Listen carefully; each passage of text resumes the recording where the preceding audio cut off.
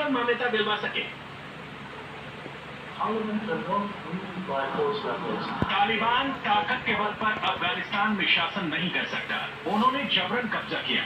वो अफगानिस्तान में कुछ वक्त से हैं, लेकिन ये समय बहुत छोटा होगा और अगर वो लोगों के अधिकारों, महिलाओं और बच्चों सहित अफगानिस्तान के कल्चर का सम्मान नहीं करेंगे तो उनकी हार तय है और उन्हें अफगानिस्तान से हटा दिया जाएगा।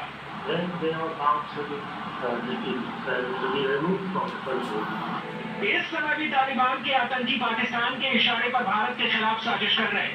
आज तालिबानी आतंकियों ने कंधार और हेरात में भारतीय वाणिज्यिक दूतावास की भी तलाशी ली है। तालिबानी आतंकी दोनों दूतावास में ताला तोड़कर दाखिल हो गए, दस्तावेज खंगाले और वहां खड़ी कारें भी ले गए। काबुल पर तालिबानी कब्जे के बाद इन दूतावासों को बंद कर दिया गया था। सूत्रों के मुताबिक तालिबान ने ये काम पाकिस्तान के कहने पर किया है। इस बीच अमेरिका से आई एक खबर ने तालिबान से लेकर इमरान तक सबकी टेंशन बढ़ा दी है। पाकिस्तान को डर है कि अगर सही तरीके से अफगान सरकार नहीं बनी तो अमेरिका दूसरा तरीका अपना सकता है और काबुल में सरकार बनने से पहले ही गिरने की नौबत आ सकती है। अमेरिका कह देगा कि हमारे स्टैंडर्ड के मुताबिक तो ना इन्होंने कोई इलेक्शन कराया है, ये हुकूमत को हम मानते ही नहीं। असल हुकूमत तो वो है जो इलेक्ट होकर आई थी, वो बाहर बैठी है, हम उसको कहेंगे पैसे दे। यहाँ पे अभी इतने ज्यादा चैलेंजेस हैं कि कोई इसको सेलिब्रेट करने वाला कोई मौका है नहीं। ये इतना लंबा रास्ता है अभी इसमें और इतनी रुकावटें हैं जो अमेरिका और भारत से आपको तवक्को रखनी चाहिए कि वो करेंगे। वो लम्हे अभी आने, उन पे किस तरह काबू पाया जाता है, ये बड़ा एक इंटीरियर सा रास्ता है। मेरा अपना ख्याल है कि काफी सारी परेशानियां आएंगी। आप देखिए, पाकिस्तान और तालिबान का पुराना कनेक्शन समझने के लिए साल 2019 के इस वीडियो को ध्यान से देखिए। उस समय मुल्ला बरादर इस्लाम में पीस टॉक्स के लिए आया था। उसका स्वागत करने के लिए विदेश मंत्री शाह महमूद कुरैशी के साथ ISI चीफ फैज हमीद भी मौजूद था। दोनों हंसते हंसते गले मिले और इसके बाद होने वाली मीटिंग में कुरैशी के साथ ISI चीफ भी बैठा हुआ था। तालिबान के साथ मीटिंग में खुफिया एजेंसी के चीफ की जरूरत क्या थी, वो समझिए। तालिबान को हथियारों की मदद के लिए ISI ने अफगान बॉर्डर पर अपना नेटवर्क बनाया। तालिबान के आतंकी पाकिस्तान में रहते हैं। घायल होने पर उनका इलाज भी पाकिस्तान में किया गया। पाकिस्तान की खुफिया एजेंसी आतंकियों की मदद करती है और इमरान सरकार तालिबान को सपोर्ट देती है। अमेरिका कभी भी बिलियंस ऑफ डॉलर्स नहीं देता, वो थोड़े से दे देता है, बाकी वापस ले जाता है। लेकिन वो पैसे वैसे भी आते रहे, लेकिन हमने जो उनकी असल में कंडीशन थी वो तो नहीं मानी ना कि भाई तालिबान के खिलाफ कोई एक्शन लो। हम देखा नहीं लेना। ये आदमी एक तो खैर हमारे खिलाफ नहीं है, उनकी सिंपैथी है इस मुल्क में। तालिबान लगातार पश्चिमी देशों के पत्रकारों से बात कर रहा है। ये मीडिया मैनेजमेंट करना भी ISI ने ही तालिबान को सिखाया। ऐसा करके पाकिस्तान ने तालिबान के दाग धोने की कोशिश की है ताकि गुड तालिबान वाली इमेज को आगे बढ़ाया जा सके।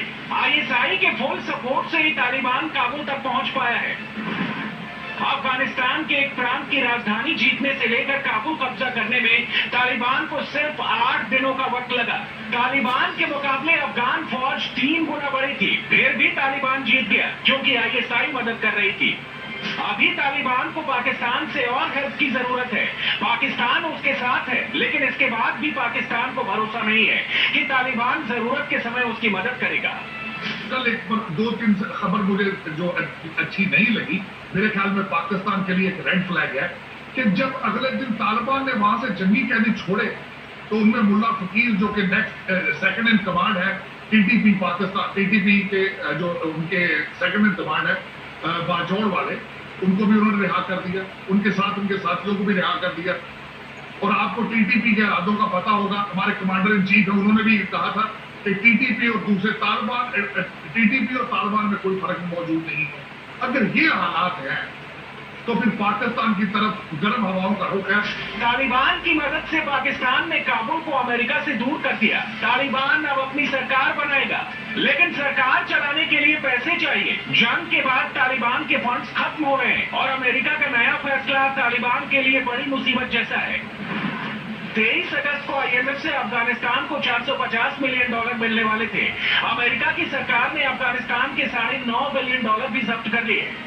तालिबानी कब्जे के बाद से फंड्स पर रोक लग गई और कंगाल पाकिस्तान भी इस मामले में तालिबान की कोई मदद नहीं कर सकता। एक और काम किया जा सकता है जो ये करेंगे और वो ये कि हो सकता है एक गवर्नमेंट एग्जाइल बार बनवा दें और उसके जरिए अंदर ये करते रहे शेषाखानी, और उसको जो $9.5 बिलियन बाहर पड़ा है वो किसी वक्त तो उसको रिलीज कर दें। मेरा अंदाजा यही है कि अभी ये तलमला रहे हैं, कूद रहे हैं बड़ा, लेकिन एंड में जब अमेरिका ने इनको मरोड़ा छोड़ा था तो फिर ये सारे उसके कैंप में जाके बैठ जाएंगे और करेंगे वही जो अमेरिका का है। अफगानिस्तान में तालिबान के कब्जे का असर पड़ोसी देशों पर भी पड़ेगा। अब काबुल से आतंकियों की सप्लाई होगी। अब पाकिस्तान की जमीन पर टेरर कैंप्स नहीं होंगे। ये काम तो पाकिस्तान की ISI करेगी, लेकिन इल्जाम तालिबान पर लगेगा। उन्होंने सोचना ख्वाब देखने शुरू कर दिए कि यही तालिबान अब हमें कश्मीर भी लेकर देंगे। ये कल से देख रहा हूं आपने सोशल मीडिया पर, और ये कश्मीर आप अगर नहीं लेना चाहते तो तालिबान को लेकर देंगे आप। अगर आप में सकत नहीं है तो वो क्यों लेकर देंगे। पाकिस्तान में मिलिट्री से लेकर विदेश मंत्रालय तक सभी ISI के इशारे पर काम करते हैं। अभी तक पाकिस्तान ने तालिबान के कब्जे को आधिकारिक मान्यता नहीं दी है, लेकिन पिछली बार ऐसा करने में पाकिस्तान को कुछ घंटों का समय लगा था।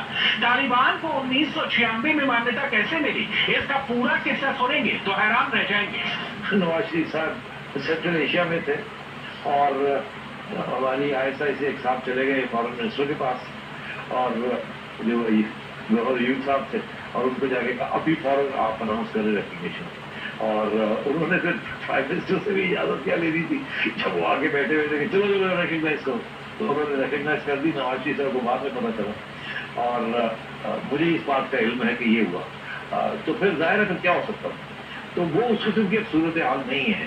अब तालिबान को पाकिस्तान के सपोर्ट का सबसे बड़ा सबूत देखिए। पाकिस्तानी ISI के पूर्व चीफ ने खुद बताया था कि पाकिस्तान ने अमेरिका को डबल क्रॉस किया।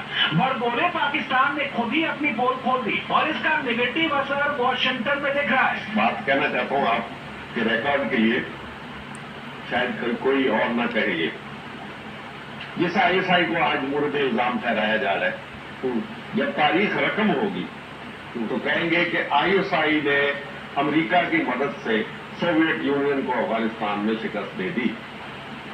फिर एक और जुमला होगा, ISI ने अमेरिका की मदद से अमेरिका को शिकस्त दे दी। पाकिस्तान में सबसे बड़े जो जश्न मनाए जा रहे हैं, और मैं कुछ चीजें बहुत काबिल एतराज है जो इस वक्त वेस्टर्न कंट्री इंक्लूडिंग अमेरिका देख रहा है।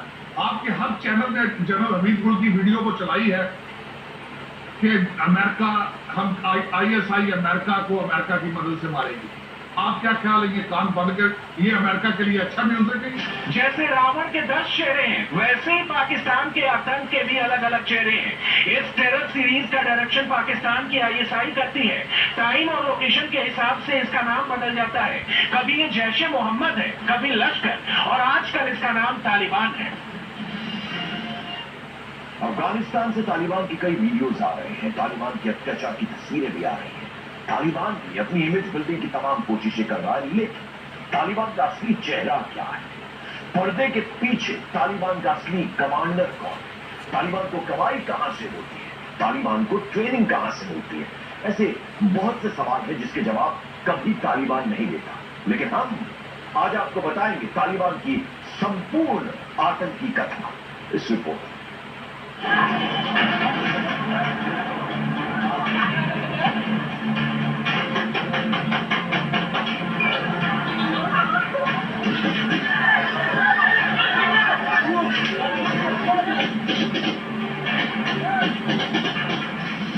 हिब्बुल्लाह अखुंज़ादा, मुल्ला अब्दुल घनी बरादर, मुल्ला याकूब, सिराजुद्दीन हक्कानी, शेर मोहम्मद अब्बास टैनिकज़ई, ये 5 नाम, ये 5 चेहरे तालिबान के करता धरता है। अफगानिस्तान में आज जो कुछ भी हो रहा है वो इनकी ही सोच है।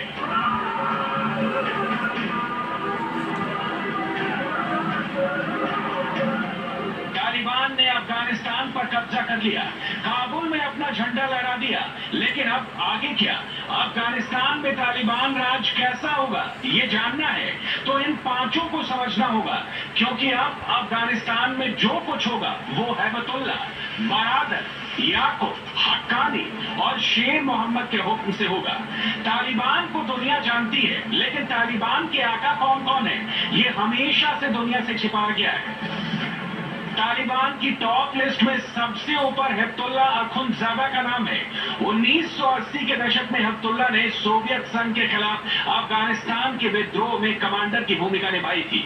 इसकी सैन्य कमांडर के मुकाबले एक धार्मिक विद्वान की पहचान अधिक है।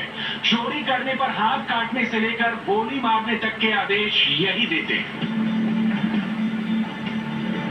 तालिबान की तरफ से मुल्ला अब्दुल गनी बरादर को अफगानिस्तान का राष्ट्रपति बनाने का ऐलान हुआ है, लेकिन तालिबान की टॉप लिस्ट में बरादर दूसरे नंबर पर आता है।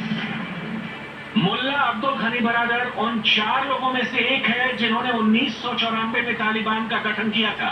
2010 में कराची शहर से गिरफ्तार किया गया और 2013 में पाकिस्तानी सरकार ने रिहा कर दिया। मुल्ला बरादर तालिबान के नेता मुल्ला मोहम्मद उमर के सबसे भरोसेमंद सिपाही और डिप्टी था।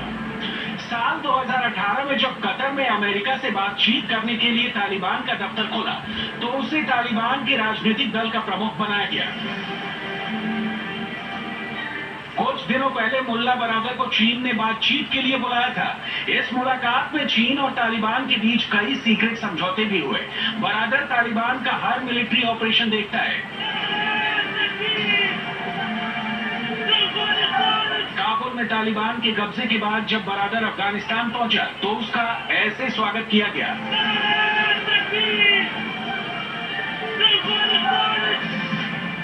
तीसरे नंबर पर मोहम्मद याकूब तालिबान के संस्थापक मुल्ला मोहम्मद उमर का बेटा है। उम्र 30 से 35 साल और तालिबान के सैन्य अभियानों का प्रमुख है। तालिबान की जीत के पीछे याकूब का सैन्य प्लान बताया जाता है। चौथे नंबर पर है सिराजुद्दीन हक्कानी। पिता जलालुद्दीन हक्कानी की मौत के बाद वो हक्कानी नेटवर्क का नेता बना। इसका काम तालिबान के लिए पैसे और हथियार मुहैया करवाना है। अफगानिस्तान में कई आत्मघाती हमलों की जिम्मेदारी भी ये ले चुका है। अब नंबर आता है स्टैनिक ज़ई का। अफगानिस्तान से तालिबान सरकार के हटने से पहले स्टैनिक ज़ई डिप्टी मिनिस्टर था। लंबे समय तक शेर मोहम्मद दोहा में रहा था। साल 2015 में वो संगठन के पॉलिटिकल ऑफिस का हेड बन गया। 90 के दशक में पहली बार तालिबान ने अफगानिस्तान में सिर उठाया था। उस दौर पर तालिबान को लोकल लोगों का सपोर्ट भी मिला था। ये वो दौर था जब रूसी सेना अफगानिस्तान से वापस जा रही थी। उस वक्त अफगानिस्तान मुजाहिदीन के हाथ में था, जो अफगानिस्तान में अपना हुक्म चला रहे थे, जो अफगानों को अपना मंजूर था। तालिबान की शुरुआत पश्तो आंदोलन के तौर पर हुई थी। तालिबान की पहल पश्तो मदरसे से हुई। तालिब का अर्थ होता है छात्र और तालिबान यानी छात्रों का आंदोलन। इस आंदोलन में सुन्नी इस्लाम की कट्टर मान्यताओं का प्रचार किया जाता था, जिसके लिए बाकायदा सऊदी अरब से फंडिंग भी की जाती थी। मुजाहिदीन के खिलाफ अफगान लोगों को तालिबान में आशा की किरण नजर आई थी, लेकिन उनको नहीं मालूम था कि ये आग पूरे अफगानिस्तान को जला देगी। 1995 में तालिबान ने हेरात प्रांत पर कब्जा किया और एक साल बाद काबुल पर अपना झंडा लहराया। 1998 तक अफगानिस्तान के 90% इलाके पर तालिबान का कब्जा हो चुका था और तालिबान ने अपना फरमान पूरे अफगानिस्तान में लागू किया। अफगानिस्तान के मर्दों को दाढ़ी रखनी जरूरी थी, 5 वक्त नमाज पढ़ना जरूरी था। टेलीविजन, संगीत और सिनेमा पर पूरी तरह से रोक लगा दी। चोरी करने पर हाथ काटना, तालिबान के खिलाफ जाने पर मौत की सजा।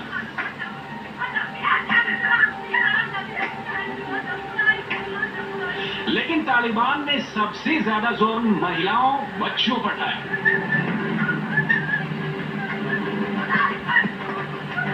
इस औरत की चीखें और उस पर पड़ते कोड़े, ऐसा तालिबान है। ये पिछले तालिबान राज की तस्वीरें हैं, जब सरेआम महिलाओं को पीटा जाता। तालिबान कानून के मुताबिक अगर महिलाएं हद पार करती हैं तो सबके सामने उनका कत्ल भी जायज माना जाता है। 8 साल की उम्र से बच्चियों को बुर्का पहनना पड़ता है। लड़कियों की शिक्षा पर बैन था। 12 साल की उम्र की लड़कियों का जबरन तालिबान आतंकियों से निकाह करवाया जाता। महिलाएं अकेली घरों से नहीं निकल सकती थी। महिलाओं का गैर मर्द से बात करना मना था। महिलाएं किसी सार्वजनिक जगह पर एक साथ नजर नहीं आ सकती थी। अफगानिस्तान पर तालिबान का राज होते ही महिलाओं पर फिर अत्याचार शुरू हो गया है। खबरों के मुताबिक तालिबान से बचने के लिए अफगानी लोग अपनी बेटियों की कम उम्र में ही खुद ही शादी करा रहे हैं ताकि तालिबानियों से उनकी हिफाजत की जा सके।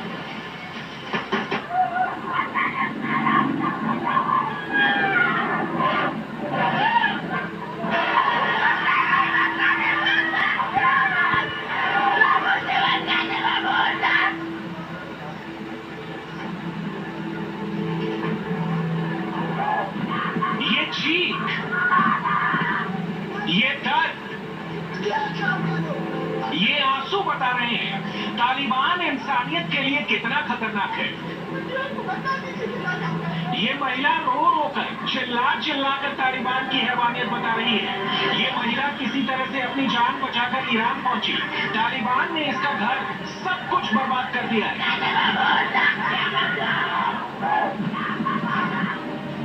तालिबान ने प्रेस कॉन्फ्रेंस करते हुए भरोसा दिलाया था कि महिलाओं को शरिया कानून के मुताबिक अधिकार मिलेंगे, लेकिन अफगानिस्तान पर कब्जा करने के कुछ महीने पहले का ये वीडियो देखिए। Would that still include? जिसमें जब महिलाओं के हक के बारे में तालिबान से सवाल पूछा गया तो वो कैसे हंसने लगे। क्या आप लोकतांत्रिक तरीके पर भरोसा करेंगे? लोगों को वोट देने का अधिकार होगा, महिलाओं को भी।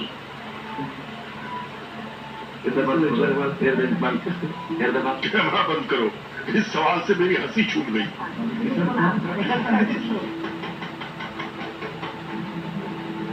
तालिबान का रवैया महिलाओं को लेकर न बदला था न कभी बदलेगा। अब जरा इस तस्वीर को देखिए जिसमें एक महिला खड़ी है, उसके सामने तीन तालिबानी है। इस महिला का नाम सकीना है, न्यूज रिपोर्टर है, तालिबान से सवाल पूछ रही थी। उल्टा तालिबान ने सकीना के कपड़ों को गैर इस्लामिक करार दे दिया। हाँ, एक बार बीच में खड़े आतंकी का होलिया जरूर देख लीजिए। तालिबान अफगानी महिलाओं को दबाने की पूरी कोशिश कर रहा है, लेकिन इस बार महिलाएं सड़कों पर आकर तालिबान के खिलाफ हल्ला बोल रही हैं।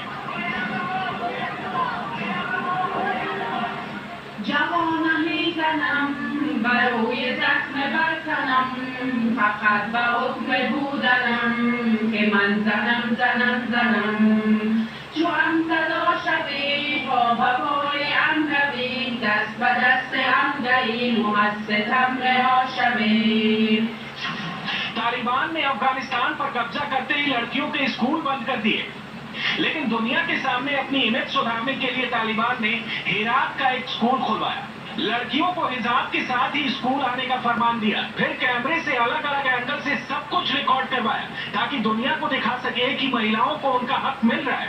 जबकि सच्चाई क्या है, इस बेटी से सुनिए जो तालिबान के डर से अफगानिस्तान से कोसों दूर है।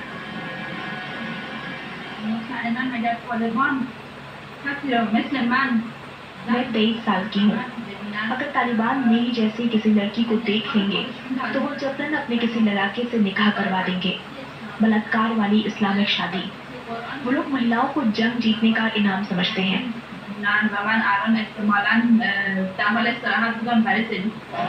अपने परिवार, अपने बच्चों की जान बचाने के लिए किसी तरह से लोग काबुल एयरपोर्ट के अंदर जाने की कोशिश कर रहे हैं, लेकिन उन पर तालिबानी आतंकी गोलियों से लेकर हैंड ग्रेनेड से हमला करने लगते हैं।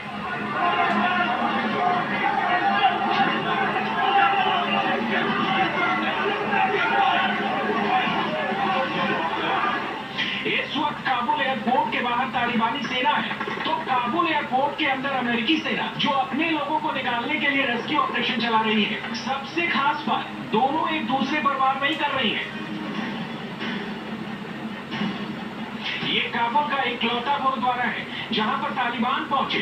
कभी काबुल में 8 गुरुद्वारे थे, लेकिन अब सिर्फ एक ही बचा है। तालिबान ने गुरुद्वारा हर राय साहिब जाकर अल्पसंख्यक सिख और हिंदू लोगों से मुलाकात की, ये दिखाने की कोशिश की कि वो इस बार बदल चुका है। ठीक 20 दिन पहले 31 जुलाई को काबुल में हमारे डिफेंस एडिटर मनीष प्रसाद भी मौजूद थे। इसी गुरुद्वारे में गए थे, इन्हीं लोगों से मुलाकात की थी। आज जो तालिबान कहेगा वो ही इन लोगों को दोहराना पड़ेगा, लेकिन उस वक्त सिख और हिंदुओं ने अपना डर बयां किया था। हम इस समय अफगान हिंदू कम्युनिटी के जो सांसद हैं, खालसा साहब उनके साथ हैं। सर, कितनी बड़ी चिंता है इस बात की कि अब आगे क्या होगा? तालिबान का आपने वो दौर देखा, उस समय अगर मैं याद करूं तो बहुत ज्यादा एट्रोसिटीज हुई, परेशानी हुई। अभी एक बार फिर से घबराहट होने लगी, उसी बात को सोचो।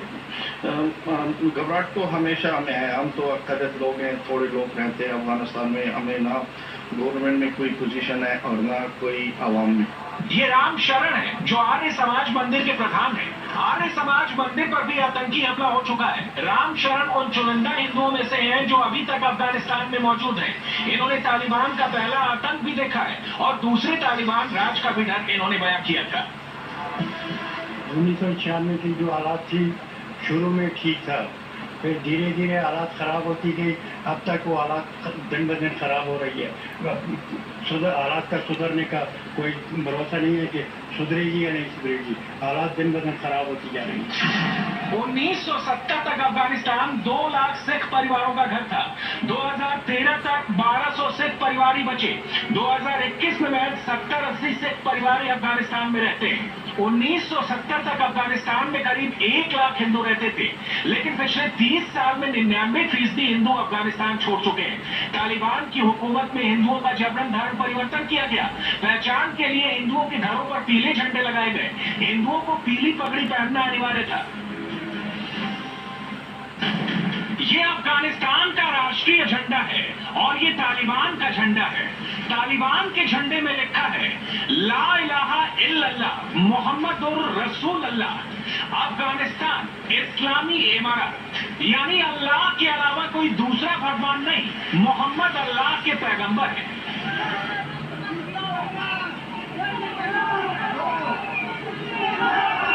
इस वक्त अफगानिस्तान में इन्हीं 2 झंडों के बीच में जंग जारी है। 19 अगस्त को अफगानिस्तान का स्वतंत्रता दिवस होता है। इस खास मौके पर अफगानिस्तान में जगह जगह लोगों ने अफगानी झंडे के साथ जुलूस निकाला।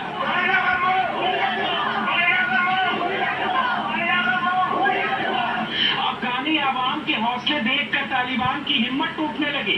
पहले उन्होंने हवाई फायरिंग करके लोगों को रोकना चाहा, लेकिन आजादी की चाहत गोलियों से नहीं डरती। बौखलाए तालिबानियों ने 2 लोगों की जान ले ली।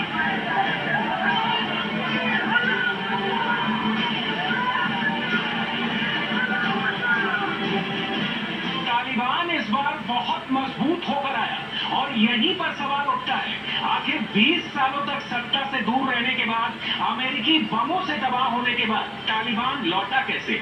और तालिबान के पास हथियार खरीदने के पैसे कहां से आते हैं? तालिबान को दौलत की कोई कमी नहीं है। साल 2019-2020 के बीच तालिबान ने $1.6 बिलियन की कमाई की। तालिबान हर साल ड्रग्स से $416 मिलियन, खनन से पिछले साल $64 मिलियन, रंगदारी से $160 मिलियन, पिछले साल चंदा में $240 मिलियन मिले, निर्यात से हर साल $240 मिलियन कमाता है, रियल एस्टेट से हर साल $80 मिलियन कमाई करता है, जबकि ईरान, पाकिस्तान और सऊदी अरब जैसे देशों से 100 से 500 मिलियन की मदद मिलती है। तालिबान के पास दौलत थी, लेकिन एडवांस हथियार नहीं थे। हथियारों के नाम पर AK-47 रॉकेट लॉन्चर ही थे। तालिबान जानता है, जब तक दमदार हथियार नहीं होंगे, तब तक वो दुश्मनों के सर्वनाश नहीं कर पाएगा। अफगानिस्तान में USSR की हार की बड़ी वजह अमेरिकी स्ट्रिंगर मिसाइल, जिसने युद्ध का नतीजा ही बदल दिया था। 1986 में 36 लॉन्चर और 154 स्टिंगर मिसाइलों को अफगानिस्तान भेजा गया था। इनमें से 37 स्टिंगर चलाए गए, जिनसे 26 रूसी जहाज गिराए गए थे। अफगानिस्तान में मुजाहिदीनों ने चुन चुन कर रूसी हेलीकॉप्टर्स को निशाना बनाया था। और अब तालिबान के हाथों में अमेरिका के सबसे खतरनाक हथियार लग गए हैं। ये जो हेलीकॉप्टर कंधार में उड़ रहा है, वो अफगान सेना का जरूर था, लेकिन अब तालिबान के कब्जे में है और तालिबानी पायलट उड़ा रहे हैं। तालिबान की अब तक सबसे बड़ी कमजोरी एयरफोर्स ही थी। 2001 में जब अमेरिका ने तालिबान पर हमला किया था, उस वक्त तालिबान के पास बचाव के लिए कोई हेलीकॉप्टर और लड़ाकू प्लेन नहीं थे, लेकिन अब है।